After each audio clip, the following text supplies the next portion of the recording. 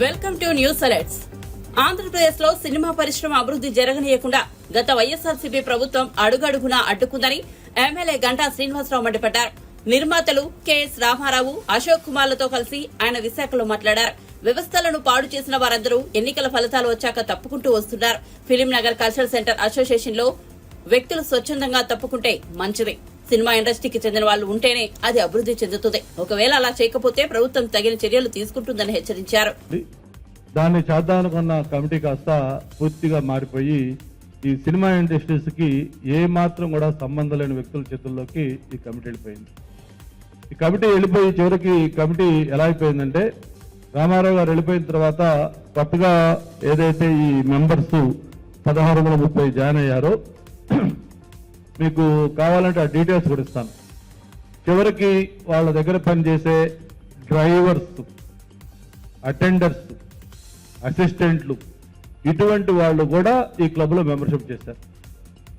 ఏ రోజైతే ఆ 15 ఎకరాల ల్యాండ్ ఇచ్చారో, ఒక మంచి బిల్డింగ్ కట్టి మంచి ట్రైనింగ్ సెంటర్ పెట్టి ఇక్కడ ఒక మంచి క్లబ్ ఫెసిలిటీ డెవలప్ చేద్దాం, ఒక వాల్టర్ క్లబ్ లాంటిది ఉంటే దాంట్లో 30 లక్షల మెంబర్షిప్, గోల్ఫ్ క్లబ్ ఉంటే 20 లక్షల మెంబర్షిప్ ఉంది.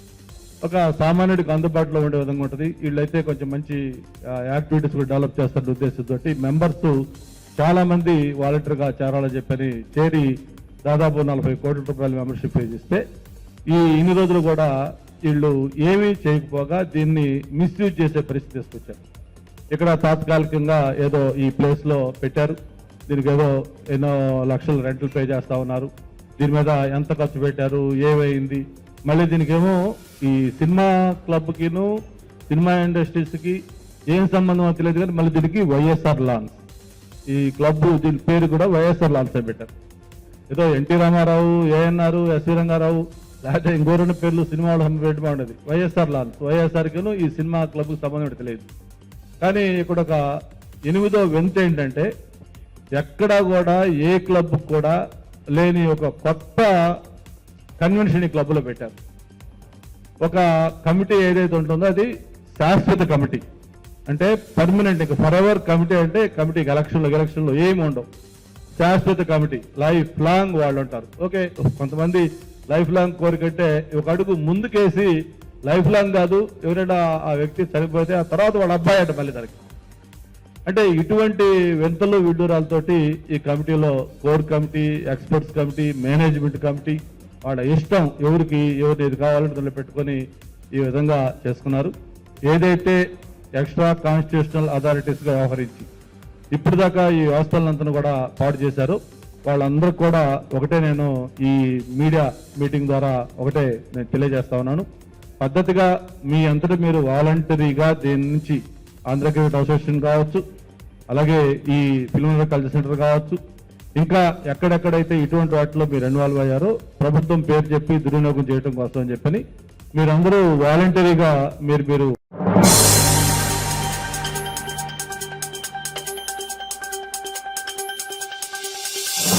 నెల రోజుల్లోగా మహిళలకు ఉచిత బస్సు ప్రయాణం సదుపాయం కల్పిస్తామని మంత్రి రాంప్రసాద్ రెడ్డి తెలిపారు. రవాణా, క్రీడల శాఖ మంత్రిగా ఆయన ఆదివారం ఉదయం బాధ్యతలు చేపట్టారు. సచివాలయం 4వ బ్లాక్ లోని ఛాంబర్లో ప్రత్యేక పూజలు చేసిన అనంతరం బాధ్యతలు స్వీకరించారు. తెలంగాణ, కర్ణాటక రాష్ట్రాల్లో అమలవుతున్న ఉచిత బస్సు సౌకర్యంపై సమీక్షించి తమ నిర్ణయం ప్రకటిస్తామన్నారు. ఆర్టీసీకి సంబంధించి ట్రైనింగ్ సెంటర్లపై తొలి సంతకం చేసినట్లు మంత్రి వివరించారు.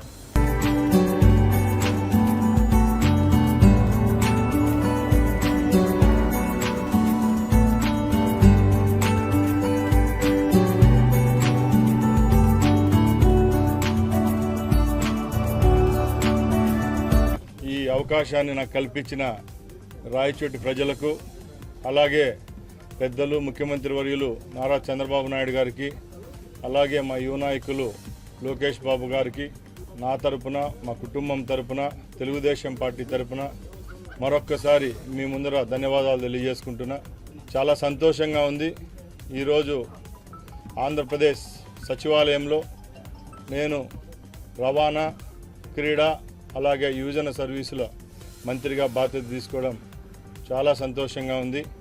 ఏదైతే మా రాయచోటి ప్రజలు నా మీద పెట్టిన నమ్మకంతో శాసనసభకు పంపించారో ఆ నమ్మకాన్ని నిలుపుకుంటూ, అలాగే ఈ రాష్ట్ర మంత్రివర్గంలో గౌరవప్రదమైన 3 శాఖలు కేటాయించిన మా ముఖ్యమంత్రి వర్యులకు ధన్యవాదాలు తెలియజేసుకుంటూ ఏ విధమైన తప్పులు జరగకుండా రాబోయే కాలంలో ఆంధ్ర రాష్ట్ర ప్రజలకు శక్తి ఉన్నంత వరకు సేవ చేసేదానికి శాఖాపరంగా వ్యక్తిగతంగా కట్టుబడి మనస్ఫూర్తిగా ఆ దైవ సాక్షిగా ఇక్కడ బాధ్యతలు చేపడుతున్నా.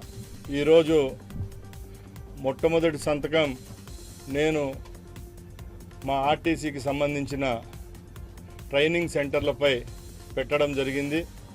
రాష్ట్రంలో ఏ విధమైన చర్యలు తీసుకుంటే భద్రతాపరమైన యాక్సిడెంట్ల పరమైన ఏ విధమైన కార్యక్రమాలు చేపట్టినా రాష్ట్ర ప్రజలకు మంచి చేకూరే విధంగా ప్రమాదాల నివారణకు, అలాగే రేపు రాబోయే కాలంలో ఆంధ్రప్రదేశ్ ప్రభుత్వం ప్రవేశపెట్టిన మహిళామూర్తులకు ఉచిత బస్సు సౌకర్యాన్ని కల్పించే విధంగా మేము ఈరోజు ఈ బాధ్యత తీసుకోవడం జరిగింది.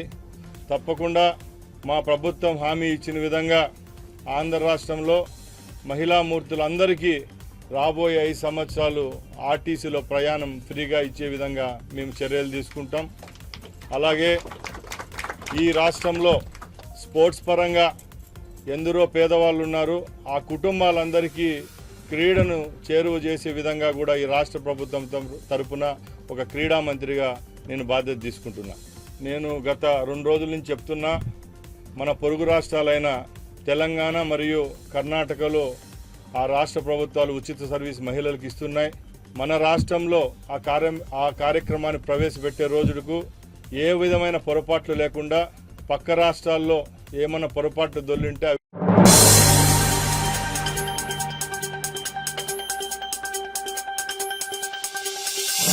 ఆంధ్రప్రదేశ్ కు ఆర్థికంగా సహాయ సహకారాలు అందించాల్సిందిగా కేంద్ర ప్రభుత్వాన్ని కోరినట్లు రాష్ట్ర ఆర్థిక మంత్రి పయ్యావుల కేశవ్ తెలిపారు. ఫ్రీ బడ్జెట్, జీఎస్టీ 53వ కౌన్సిల్ సమావేశంలో పాల్గొన్న అనంతరం ఏపీ భవన్లో ఏర్పాటు చేసిన విలేకరుల సమావేశంలో కేశవ్ మాట్లాడారు. రాష్ట్రానికి అందాల్సిన సాయంపై కేంద్రానికి నివేదిక అందజేశామన్నారు. ఆంధ్రప్రదేశ్ విభజన వల్ల వచ్చే ఆర్థిక సవాళ్లను అధిగమించడానికి గత ప్రభుత్వ హయాంలో గడిచిన 5 ఏళ్లలో ఆర్థికపరమైన తప్పులను సరిదిద్దడానికి కేంద్ర సహకారం రావాలని కోరామని తెలిపారు. పోలవరం ప్రాజెక్టు త్వరితగతిన పూర్తయ్యేందుకు సహకారం అందించాల్సిందిగా కోరామన్నారు. కేంద్ర ఆర్థిక శాఖ మంత్రి గారు ఏర్పాటు చేసినటువంటి సమావేశం ఒకటి ఉదయాన, మధ్యాహ్నం జీఎస్టీ కౌన్సిల్ మీటింగ్ అదే ప్రాంతంలోనే జరగడం జరిగింది. సంబంధించినంత వరకు మనకు చాలా తక్కువ టైం, న్యూ గవర్నమెంట్ ఏర్పాటై జస్ట్ ఒక 1 వీక్ టైంలోనే మనం ఉన్న ప్రపోజల్స్ అన్నింటినీ కన్సాలిడేట్ చేసి రాష్ట్రం నుంచి మనకి ఏం కావాలి, ప్రధానమైనటువంటి అంశాలు ఏం కావాలి అనేటువంటిది ఒక ప్రపోజల్ రూపంలో సబ్మిట్ చేయడం జరిగింది. వాటిలో ప్రధానమైనటువంటిది మనకు రెగ్యులర్గా మనకున్నటువంటి సమస్య బైఫర్కేషన్తో వచ్చినటువంటి ఇబ్బందులు, దానివల్ల వచ్చినటువంటి ఫైనాన్షియల్ ఇష్యూస్ ఏవైతే ఉన్నాయో వాటిని అధిగమించడానికి, ప్లస్ రాష్ట్రంలో గత 5 ఏళ్లుగా జరిగినటువంటి ఫైనాన్షియల్ మిస్మేనేజ్మెంట్ వల్ల జరిగినటువంటి నష్టాన్ని సరిదిద్దేటువంటి ప్రయత్నం చేయడంలో వెసులుబాటు లభించేలా మనకు ఒక స్టేట్ డెవలప్మెంట్ అసిస్టెన్స్ కింద కొంత సహకారాన్ని అందించమని చెప్పేసి కేంద్ర ప్రభుత్వాన్ని కోరడం జరిగింది. దాంతోపాటు ఆంధ్రప్రదేశ్ రాష్ట్రానికి లైఫ్ లైన్గా భావించినటువంటి ప్రాజెక్టు, చంద్రబాబు నాయుడు గారు తన మనసంతా పెట్టి చేసినటువంటి ప్రాజెక్ట్ పోలవరం ఏదైతే ఉందో నేషనల్ ప్రాజెక్టుగా ఉంది. దాంట్లో ఉన్నటువంటి చిన్న చిన్న కన్ఫ్యూజన్ అన్నింటినీ కూడా అధిగమించి గతంలో ఎట్లా అయితే పరుగులు పెట్టించారో ప్రాజెక్ట్ని అదే రకంగా తీసుకెళ్లడానికి రాష్ట్ర ప్రభుత్వం సిద్ధంగా ఉంది. చంద్రబాబు నాయుడు గారు ఇప్పటికే దాని మీద ఒక పర్యటన పూర్తి చేశారు. దానికి కావాల్సిన ప్రణాళికలు ఏర్పాటు చేసుకుంటారు. కాబట్టి పోలవరంకి సంబంధించినటువంటి వాటికి పూర్తి స్థాయిలో సహాయాన్ని అందించమని చెప్పి కోరుకోరాం. దెన్ క్యాపిటల్ బిల్డింగ్కి అసిస్టెన్స్ అందించమని, అంటే అమరావతి నిర్మాణానికి సహాయాన్ని అందించమని చెప్పి కూడా కేంద్ర ప్రభుత్వానికి కోరడం జరిగింది. దెన్ బ్యాక్వర్డ్ డిస్ట్రిక్ట్స్కి ఏవైతే ఉన్నాయో బ్యాక్వర్డ్ డిస్ట్రిక్ట్స్ కూడా అసిస్టెన్స్ అందించేటువంటి ప్రయత్నం చేయమని చెప్పి కోరడం జరిగింది. దెన్ ఇండస్ట్రియల్ ఇన్సెంటివ్స్ని అవకాశం ఉన్న చోటల్లో కూడా ఆ పర్టికులర్ సెక్టర్కి కానీ లేక జనరల్గా కానీ ఇండస్ట్రియల్ ఇన్సెంటివ్స్ని ఇవ్వడం అని చెప్పి కోరడం జరిగింది.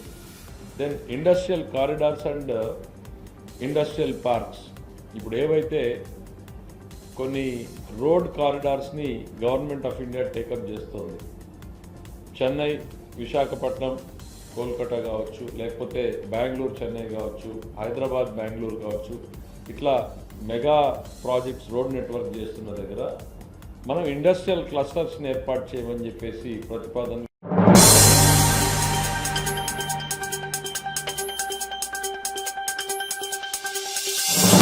ఎన్నికల్లో వైఎస్ఆర్సీపీ ఘోర ఓటమిపై గురజాల మాజీ ఎమ్మెల్యే కాసు మహేష్ రెడ్డి నిర్వేదం వ్యక్తం చేశారు. తమ ప్రభుత్వం తీసుకున్న కొన్ని నిర్ణయాలే దీనికి కారణమన్నారు. ఈ మేరకు ఆయన ఓ వీడియో విడుదల చేశారు. మద్యం పాలసీని మార్చాలని సజ్జల రామకృష్ణారెడ్డి విజయసాయిరెడ్డికి చెప్పినా ఫలితం లేకపోతే మద్యం తాగే వాళ్లు మాకు ఓటేలేదు. పార్టీలోని కొంతమంది నేతల నోటు దురుసు కూడా ఓటమి కారణం. టీడీపీ నుంచి వైఎస్ఆర్సీపీలకు వచ్చిన చంద్రబాబును బూతులు తిట్టారు. అలాంటి అవమానాలే చంద్రబాబుతో పాటు టీడీపీ శ్రేణుల్లో కసిని పెంచాయి. మా ప్రభుత్వంలో జరిగిన తప్పులను సమీక్షించుకుంటామని కాసు మహేష్ రెడ్డి పేర్కొన్నారు. గడిచిన 2 వారాల నుంచి అనేక మంది నాయకులు, కార్యకర్తలు వస్తున్నారు, కలుస్తున్నారు. పార్టీ ఎందుకు ఓడిపోయిందని తరచూ అడుగుతూనే ఉన్నారు. లిక్కర్లో ప్రభుత్వానికి చెడ్డ పేరు వచ్చింది అనేది వాస్తవం. అనేక సార్లు మేము సజ్జల గారికి కానీ విజయసాయిరెడ్డి గారికి కానీ చెప్పడం జరిగింది, చెడ్డ పేరు వస్తుంది, దీన్ని మనం అధిగమించాలి అని. దురదృష్టకరం, చర్యలు లేకపోవటం, మరి దాని పర్యవసానం ఈ రోజున అనేక మంది కాదు, దాదాపు 20-25% మంది రోజు ఈ లిక్కరు తాగేవాళ్ళు ఉంటారు. ముఖ్యంగా సన్నకారులు, అలాగే శాండ్ మీద ఆధారపడే వాళ్ళు, మరి ఎవరైతే కార్మికులు ఉన్నారో వాళ్ళు కూడా శాండ్ పాలసీ బాలేదు, వాళ్ళకి ఇంకా మెరుగైన పాలసీ కావాలని వాళ్ళు ఓట్లేశారనేది కూడా మనం నమ్మాల్సి వస్తుంది. ఇలా కార్మిక సంఘాల్లో మరీ ముఖ్యంగా ఎస్సీ, ఎస్టీ, బీసీ మైనారిటీలో లిక్కర్ ఒకటి, శాండ్ ఒకటి మనల్ని దెబ్బకొట్టుంటాయి. ఈరోజు మళ్ళీ చంద్రబాబు నాయుడు గారు గెలవడానికి కారణం ఒకటే, అదే అవమానం. గుర్తుపెట్టుకోండి, అవమానం. ఈ అవమానం అనేది సామాన్యమైన విషయం కాదు. అవమానమే మనిషిలో కసి పెంచుతుంది, ఆయుధాలను పెంచుతుంది, మనిషి పోరాట పటిమను పెంచుతుంది. చరిత్రలో మహాభారతాలు, రామాయణం చదివి పెరిగిన వాళ్ళమ్మ. ఆ రోజు కూడా నిండు సభలో పాండవులకు అవమానం జరిగితే పోయి యుద్ధం చేసి యుద్ధంలో రాజ్యాన్ని గెలుచుకున్నారు. అలాగే శ్రీరాముడు కూడా అవమానిస్తే సీతమ్మను ఎత్తుకెళ్లి జైత్రయాత్ర చేసి మళ్ళీ సీతమ్మను తెచ్చుకున్నాడు శ్రీరామచంద్రుడు. నేను ఆ దేవుళ్లతో పోల్చట్లా, చరిత్ర చెప్తున్నానంతే. జగన్మోహన్ రెడ్డి గారిని కాంగ్రెస్ పార్టీ తీవ్రమైన అవమానాలు చేసి రాజశేఖర రెడ్డి గారి కుటుంబాన్ని, చివరికి జగన్మోహన్ రెడ్డి గారిని జైల్లో పెడితే కార్యకర్తల్లో కసి పెరిగింది, నాయకుల్లో కసి పెరిగింది, పట్టుదల పెరిగింది. నిరూపించుకోవాలనుకున్నాడు, నిరూపించుకున్నాడు. మరి అలాగే గడిచిన 2-3 సంవత్సరాలు కొంతమంది, నేను అందన్నట్ల కొంతమంది వైఎస్ఆర్సీపీ నాయకులు వాళ్ళు మాట్లాడే విధానం, తెలుగుదేశం నాయకుల్ని ముఖ్యంగా చంద్రబాబు నాయుడు గారిని అవమానించే మాటలు మాట్లాడటం, బహుశా ఆయన్ని జైల్లో పెట్టడం కూడా ఒక అవమానంగా తెలుగుదేశం క్యాడర్ భావించుంటుంది. కసి పెరిగింది, పట్టుదలగా పనిచేశారు. ఈరోజు పర్యవసానం మనం చూస్తున్నాం. కనుక ఏదైతే అవమానం అనేది ఉందో అది ఎప్పుడు ఎవరికి జరిగినా అవతల వాడు కష్టపడి పనిచేస్తాడు. ఈరోజు వైఎస్ఆర్సీపీ పార్టీని కూల్చేశారు. అది చట్టానికి వ్యతిరేకమా, చట్టపరంగా చేసుండొచ్చు, ఇంత హడావుడిగా చేయాల్సిన అవసరం లేదు. ఒక ప్రతిపక్ష పాత్ర తప్పకుండా జగన్మోహన్ రెడ్డి గారి నాయకత్వం.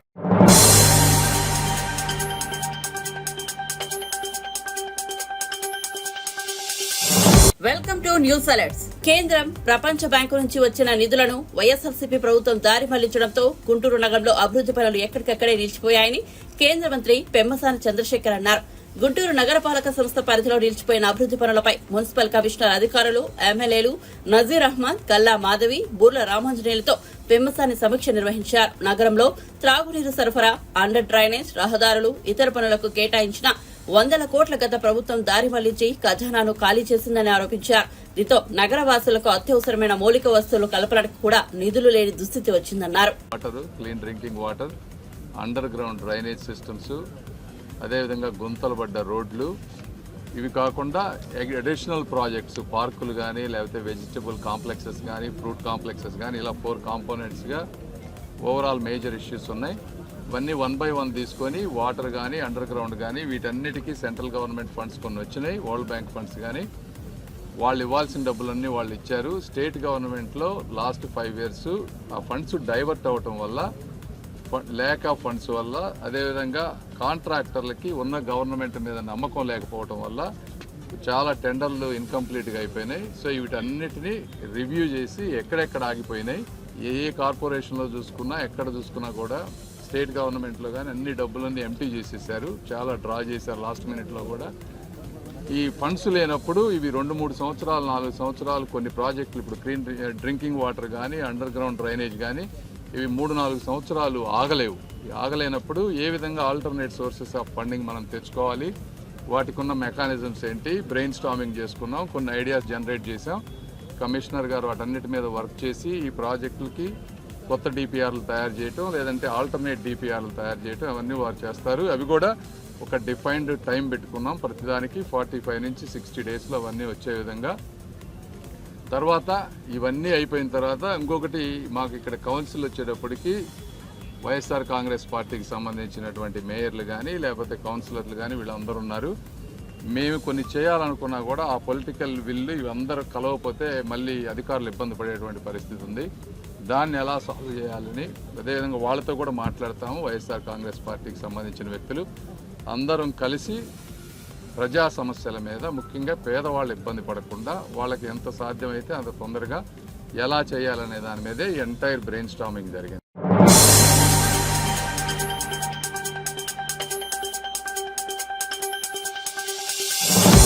విద్యుత్ కొనుగోలు ఒప్పందాల వ్యవహారంలో నిజాలే నిగ్గు తేలాలంటూ జస్టిస్ ఎల్ నరసింహారెడ్డి కమిషన్ అన్ని కోణాల్లో సమగ్ర విచారణ చేపట్టాలని, ఈ క్రమంలో నాడు ఛత్తీస్గఢ్ సీఎం రమణ్ సింగ్ కు నోటీసులు ఇచ్చి విచారణకు పిలవాలని విద్యుత్ శాఖ మాజీ మంత్రి జగదీష్ రెడ్డి అన్నారు.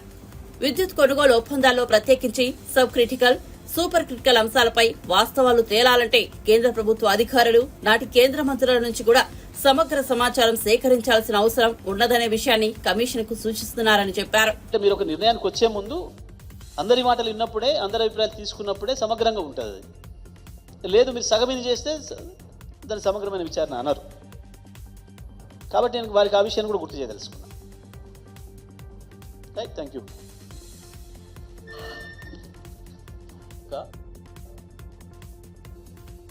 తప్పించుకునే ప్రయత్నాలు చేస్తూ, వాయిదాల మీద వాయిదాలు వేసుకుంటూ, చివరికి దేవుళ్ళ పైన ప్రమాణం చేసి కూడా వాయిదా తీసుకొని మళ్ళీ తప్పించుకోవడానికి ఇచ్చిన హామీలను నెరవేర్చలేక తప్పించుకునే ప్రయత్నాలు చేస్తూ, వాయిదాల మీద వాయిదాలు వేసుకుంటూ, చివరికి దేవుళ్ళ పైన ప్రమాణం చేసి కూడా వాయిదా తీసుకొని మళ్ళీ తప్పించుకోవడానికి ఇవాళ క్యాబినెట్ సబ్ కమిటీ ఏర్పాటు చేసినామని ఇంకోటని చెప్పి డ్రామాలు చేస్తూ ఉంది. మేము ప్రభుత్వాన్ని డిమాండ్ చేస్తూ ఉన్నాం, తెలంగాణ రైతుల తరఫున ఎట్టి పరిస్థితులలో కూడా రైతు బంధు కార్యక్రమాన్ని ఆపడానికి వీల్లేదు. మీరు ఇస్తానన్న రైతు భరోసా ఎకరానికి 15,000 ఇస్తానని చెప్పింది ఏదైతే ఉందో, ఇప్పటికే మాట తప్పి మొన్న వేసంగిలో రైతు బందే ఇచ్చిండ్రు, రైతు భరోసా ఇస్తున్నామని చెప్పి అబద్ధం చెప్పింది. రైతు భరోసా ప్రారంభం చేసినామని చెప్పి స్వయంగా ముఖ్యమంత్రి గారు మాట్లాడారు. మరి మీరు చేసింది రైతు భరోసా అయితే మళ్ళీ వాళ్ళ ఎందుకు దానిపైన క్యాబినెట్ సబ్ కమిటీ వేస్తున్నట్టు? క్యాబినెట్ సబ్ కమిటీ యొక్క ఉద్దేశం ఏంది? మేము ప్రారంభం చేసామని చెప్పి అట్టహాసంగా మీరు అందరూ కూడా, మేము ఆనాడు చెప్పినాం మీరు చేసేది రైతు భరోసా కాదు, రైతు బంధును కొనసాగిస్తున్నారు, కేసీఆర్ గారు ఇచ్చిన రైతు బంధును కొనసాగిస్తున్నారు అని చెప్పినాం. మేము ఇవాళ మళ్ళీ డిమాండ్ చేస్తున్నాం, వెంటనే ఈ పాటికి రైతు బంధు వేయాల్సి ఉండే.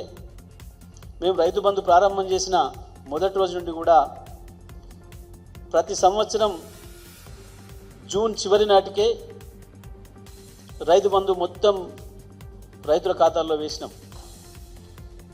జూన్ 2వ వారంలో మొదలుపెట్టి 3వ వారం లేదా 4వ వారం ఎప్పుడు కూడా దాటనిలేదు మేము. ఇప్పుడు కూడా రుణమాఫీతో సంబంధం లేకుండా రుణమాఫీ ఆగస్టు 10 లోపల చేస్తామని చెప్పిండ్రు. దేవుళ్ళ మీద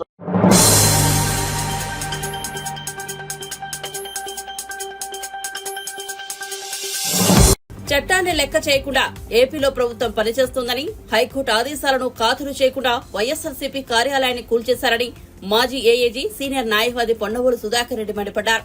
శనివారం ఆయన హైదరాబాద్ లో మీడియా సమావేశంలో మాట్లాడుతూ గుర్తింపు పొందిన పార్టీలకు ఆఫీసులు కట్టుకోవడానికి చంద్రబాబే 340 జీవో తీసుకొచ్చారన్నారు. పాలకులు మారచ్చు, కానీ చట్టం మారదు. న్యాయ వ్యవస్థ ఆదేశాలను తుంగలు తొక్కారని పొన్నవోలు సుధాకర్ రెడ్డి ధ్వజమెత్తారు. చేయబోవటం లేదు. we proceed as per due process of law అని వారు చెప్పారు. చెప్పిన మాట గౌరవ న్యాయస్థానం రికార్డ్ చేసింది.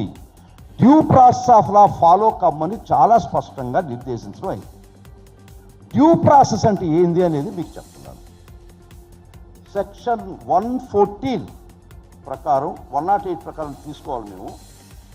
114 ఇల్లీగల్ కన్స్ట్రక్షన్స్ ఉంటే పర్మిషన్ తీసుకోకుండా ఉంటే మీరు నోటీస్ చేయాల్సినటువంటి హక్కు మీకు ఉంది, కాదని చెప్పలేదు.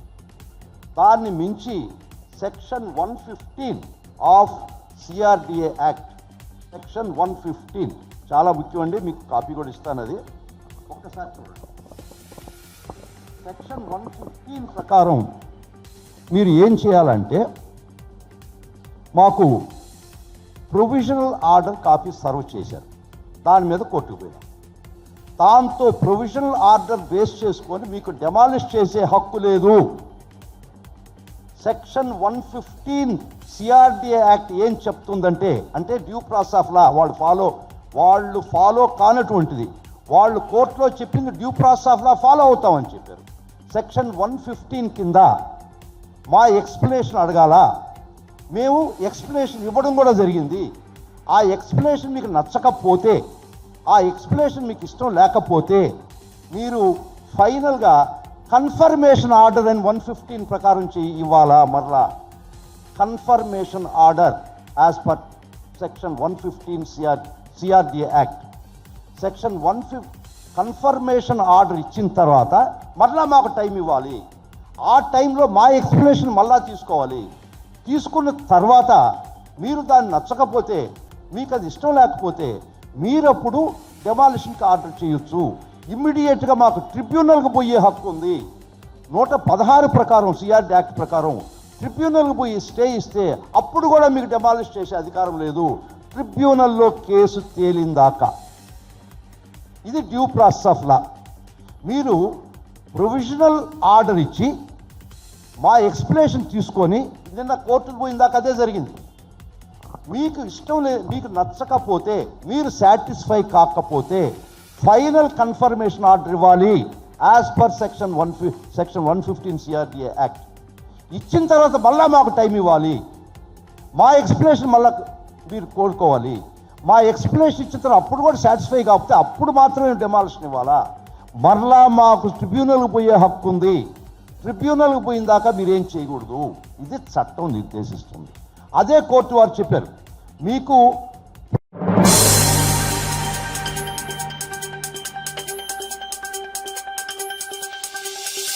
గత వైఎస్సార్సీపీ ప్రభుత్వంలో తనకు ఎదురైన భయానక అనుభవాలను ఏపీ ప్రభుత్వ ఉద్యోగ, ఉపాధ్యాయ, కార్మిక, పెన్షనర్ల సంఘాల JAC chairman KR Suryanarayana media ముందుకు వచ్చి వివరించారు.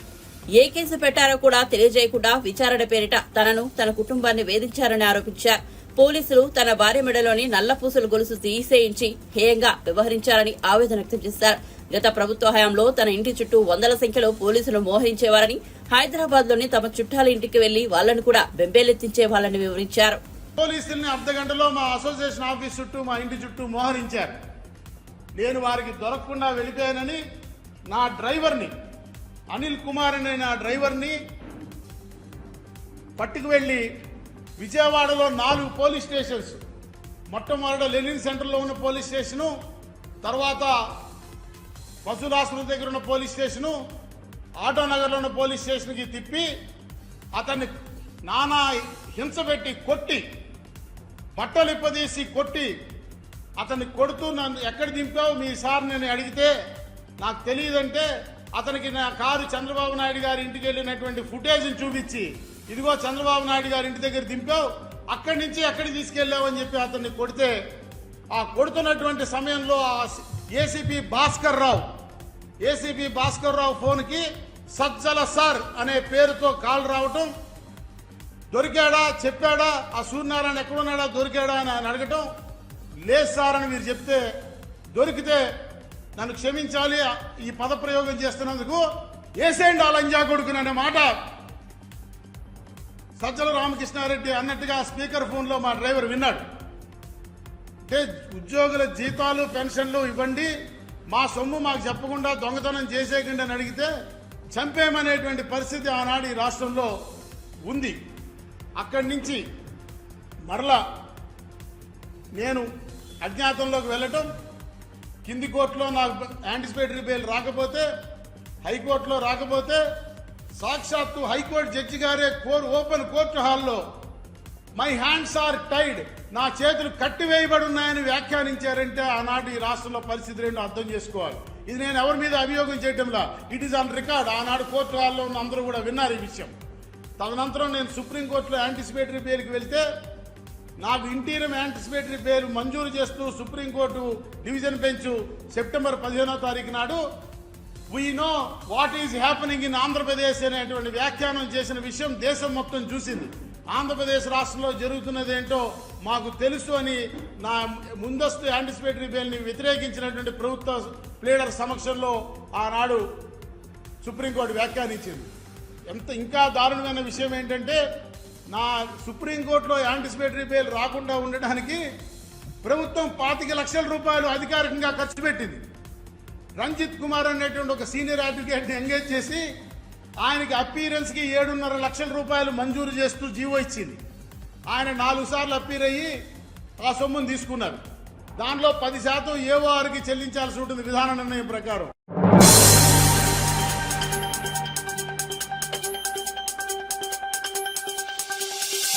వైఎస్సార్ కాంగ్రెస్ పార్టీ కార్యాలయాలకు ప్రభుత్వ భూములు బదలాయించారన్న ఆరోపణలో నిజం లేదని మాజీ ఎమ్మెల్యే టీజేఆర్ సుధాకర్ బాబు స్పష్టం చేశారు.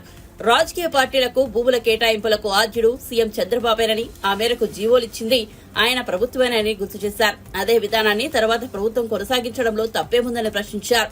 తాడేపల్లిలోని వైఎస్సార్సీపీ కేంద్ర కార్యాలయంలో ఆయన విలేకరులతో మాట్లాడారు. రాజకోటలు కట్టుకున్నారని, వైఎస్ జగన్ కు ప్యాలెస్లు పిచ్చి పట్టిందంటూ టీడీపీ విమర్శించడంపై తీవ్రస్థాయిలో ధ్వజమెత్తారు.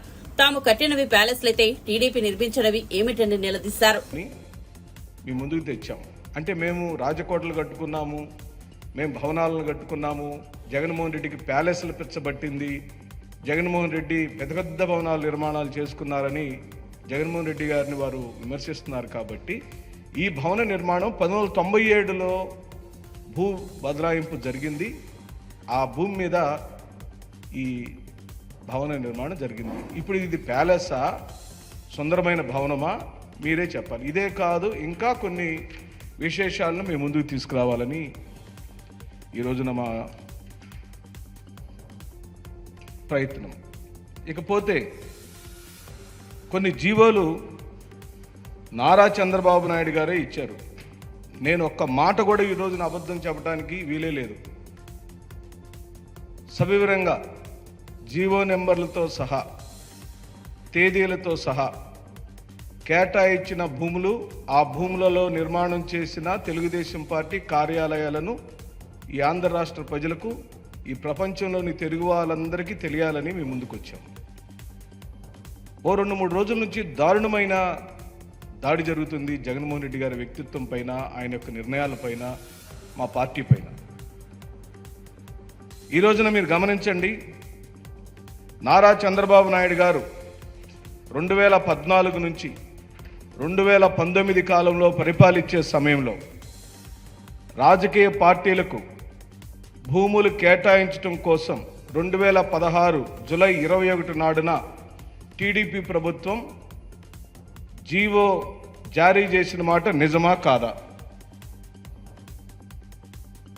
దయచేసి తెలుగుదేశం పార్టీ వాళ్ళు, మమ్మల్ని విమర్శిస్తున్న వాళ్ళు ఈ జీవోను 2016లో జూలై 21వ తారీఖు నాడు మీ పార్టీయే, మీ ప్రభుత్వమే ఇచ్చిన మాట నిజమా కాదా? ఇది ఆ జీవో.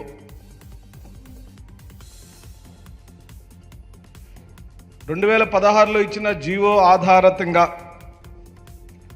మంగళగిరిలో survey number 392/1, 392/3, 392/4, 392/8, 392/9, 392/10 Atmakur village Mangalagiri మండలం జీవో నెంబర్ 228 22వ తారీఖు.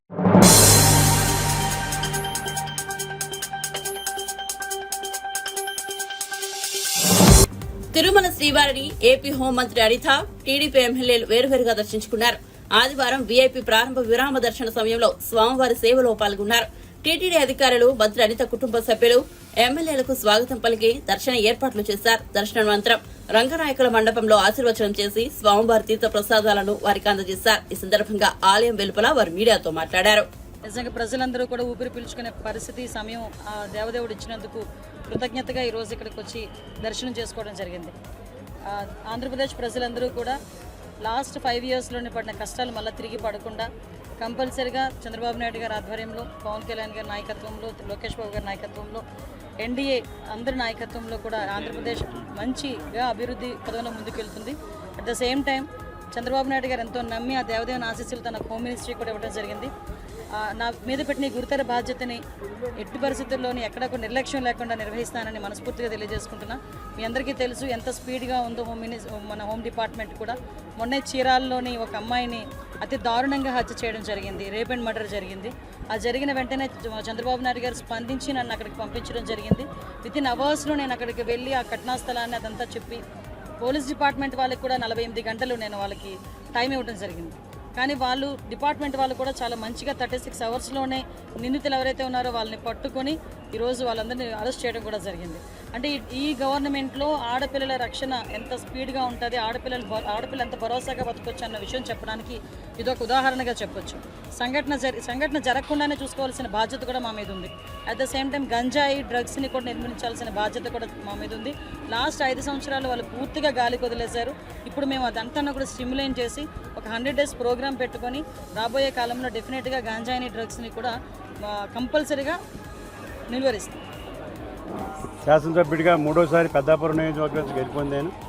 స్వామివారి దర్శనం చేసుకోవాలని చెప్పి ఈరోజు రావడం జరిగింది. మరి స్వామివారి గురించి మనందరికీ తెలుసు, ఆయన మహానుభావుడు, చంద్రబాబు నాయుడుకి ఇష్టుడు.